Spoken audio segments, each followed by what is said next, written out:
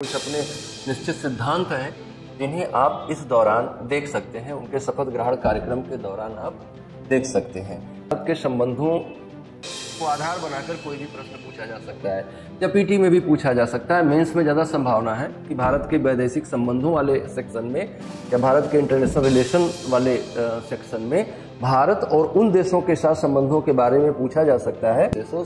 मुइज़्ज़ो राष्ट्रपति मालदीव, शेख हसीना प्रधानमंत्री बांग्लादेश, पुष्पकमल दहल प्रचंड। प्रधानमंत्री श्री नरेंद्र मोदी ने अपने लगातार तीसरे कार्यकाल के लिए शपथ ग्रहण की, जिसमें उन्होंने एक अपनी सधी हुई रणनीति के तहत अपने शपथ ग्रहण समारोह को यादगार बनाया। भारत के प्रति उनकी जो विदेश नीति है, भारत के प्रति जो प्रधानमंत्री नरेंद्र मोदी की विदेश नीति है, वो उनके शपथ ग्रहण समारोह के दौरान भी दिखाई दी, जिसमें उनके कुछ अपने निश्चित पहलू हैं, उनके फॉरेन पॉलिसी के कुछ अपने निश्चित सिद्धांत हैं जिन्हें आप इस दौरान देख सकते हैं, उनके शपथ ग्रहण कार्यक्रम के दौरान आप देख सकते हैं। जैसे उनके विदेश नीति का एक थ्योरी है जिसे हम प्रिंसिपल ऑफ 4D कहते हैं। प्रिंसिपल ऑफ 4D में एक डी का मतलब है डेमोक्रेसी, दूसरे डी का मतलब है डेमोग्राफी, तीसरे डी का मतलब है डिमांड और चौथे डी का मतलब है डायस्पोरा। तो अगर आप माननीय नरेंद्र मोदी के तीसरे कार्यकाल के शपथ ग्रहण समारोह को ध्यान से देखें और आप ये बात का ख्याल रखें कि विदेशी मेहमान क्यों बुलाए गए, तो पहले तो 4D पॉलिसी इसके पीछे जिम्मेदार है। दूसरा, प्रधानमंत्री नरेंद्र मोदी की विदेश नीति का दूसरा सबसे महत्वपूर्ण पहलू है जिसे वो कहते हैं नेबरहुड फर्स्ट।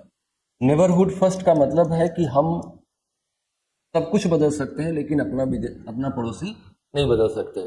तो पड़ोसी नहीं बदल सकते तो कम से कम पड़ोसियों के साथ अपने संबंध बेहतर बना सकते हैं। तो पड़ोसियों के साथ अपने संबंध बेहतर बनाने के क्रम में उनकी फॉरेन पॉलिसी का एक बहुत महत्वपूर्ण हिस्सा नेबरहुड फर्स्ट भी है। नेबरहुड फर्स्ट और 4D।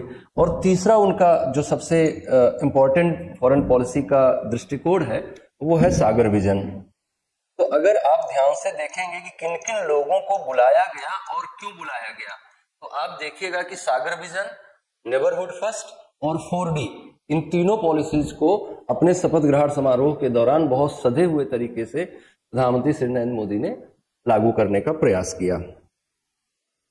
हमारे लिए क्या इसमें महत्वपूर्ण है, आने वाला जो यूपीएससी मेंस का एग्जाम है या आने वाले स्टेट पीएससी के एग्जाम है, वहां पर इन देशों के साथ भारत के संबंधों को आधार बनाकर कोई भी प्रश्न पूछा जा सकता है या पीटी में भी पूछा जा सकता है। मेंस में ज्यादा संभावना है कि भारत के वैदेशिक संबंधों वाले सेक्शन में या भारत के इंटरनेशनल रिलेशन वाले सेक्शन में भारत और उन देशों के साथ संबंधों के बारे में पूछा जा सकता है जिन देश के राष्ट्राध्यक्ष भारत आए शपथ ग्रहण समारोह के दौरान।